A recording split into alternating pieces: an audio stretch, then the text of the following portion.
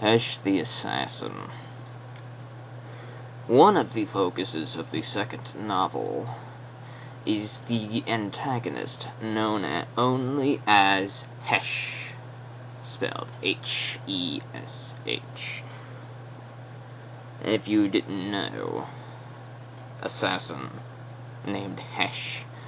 The joke is, I believe one of the earliest variations of assassin in terms of naming and all that stuff was kind of sounding like Heshin, like H-E-S-H, then A-S-H-I-N. It sounds like that at the very least.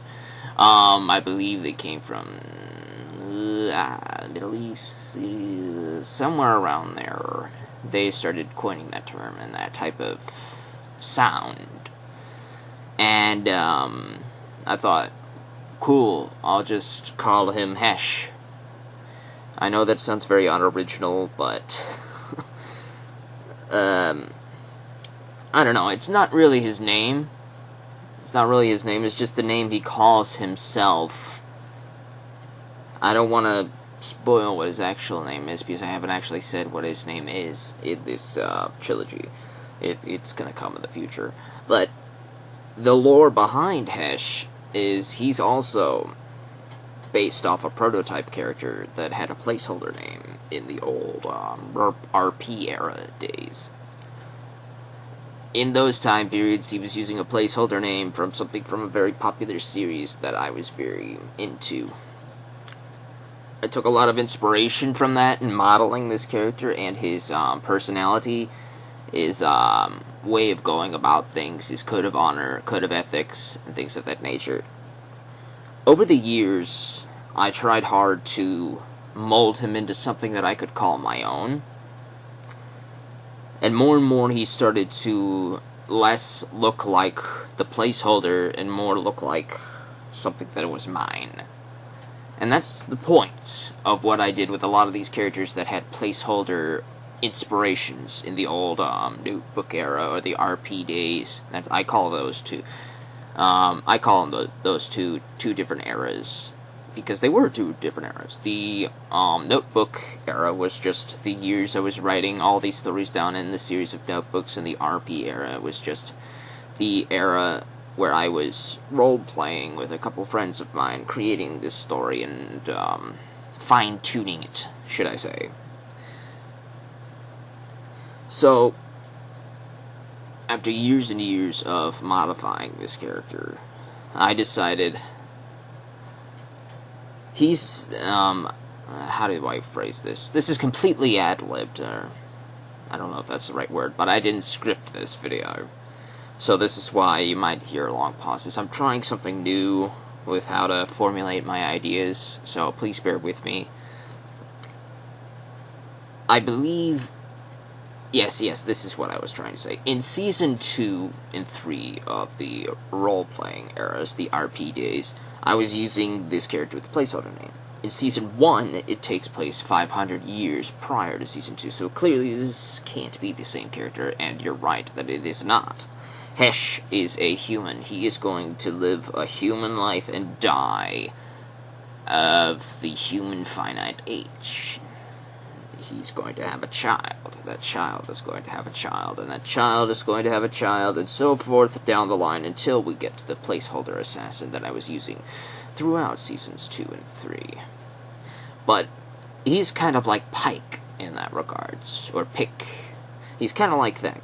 He's kind of like him in that regards, because Pick is based off of Locke in Seasons 2 and 3. Since he's like the ancestor character, he takes a lot of similarities to Locke, even though technically he comes first in the timeline. But that's usually how it works. A character you've already made, when you make their ancestor, they're probably going to have a few of their personality traits in terms of fiction. And that's what Hesh has. Hesh has a lot of the personality traits of Ronan, which is the new name. I didn't give him a placeholder name. That's his new name in the official canon. Spoilers. But Hesh is the ancestor to Ronan. Ronan is going to be featured heavily in Seasons 2 and 3. So, look forward to that, I suppose. He's going to have a very big role in Season 1. He's what you might call an anti-hero. He starts as a villain, but there's some very heavy spoilers in regards to why he is the way he is. I may hint at it in Book 3. You may want to take a look at that. Book 3 is The Duke's Gambit, Part 3, and the finale of the Noctitrath trilogy. Hesh was featured a fair bit in that. He gets a little bit of a revelation, and things change for him. Things are going to change even more in the next trilogy featuring him, as I start to expand in this world. Look forward to him. I hope you enjoy this character. As far as anti-heroes go, I think that anti-hero archetype resonates heavily with me. I enjoy that. Somebody who stands outside of the law, who has their own code of ethics, that can't really be viewed as a villain, so much to say as a victim of the society to which they are a part of, to which they may disagree heavily with, to which they might even be mistreated in. Basically, the villains that society makes of us. I think I like those types of anti-hero archetypes, because they're just so fascinating, because they can happen to it. That can happen to somebody out there.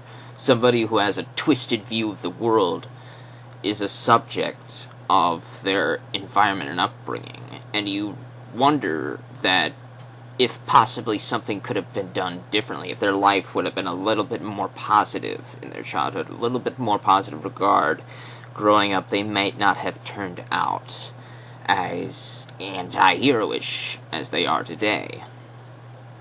Because you can't really blame Hesh for how he is. You can only blame Hesh for what he does. And I suppose what he does is a product of what he was made into, and the people who made him into who he is. And I can't really spoil that in this video, but if you find what I'm saying interesting, please take a look at this trilogy. He's introduced in Book 2, he's further explored in Book 3, and he's going to be explored further in Book 4, 5, etc.